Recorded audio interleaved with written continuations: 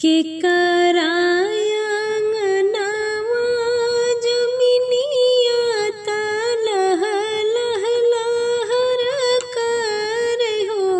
ललना के कर बहु बागरभ से ता मनई माना हुलसाई हो हे ललना के कर बहु अरि गर्भ से ता मनई माना हुलसाई हो। दशरथ अंगना जमिनिया ता लह लह लह करई लह लह लह करई हो ललना नहीं के बहु अरि गर्भ से ता मनई माना हुलसाई मनई माना हुलसाई हो। किनका के जन्म श्री राम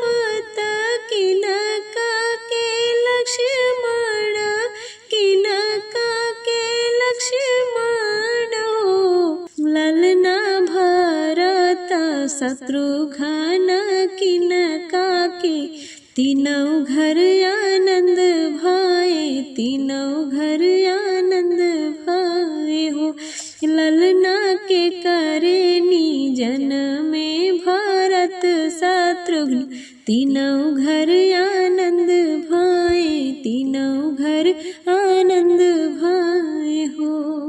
कौशल्या के जन्म में श्री रामचंद्र सुमित्रा के लक्ष्मण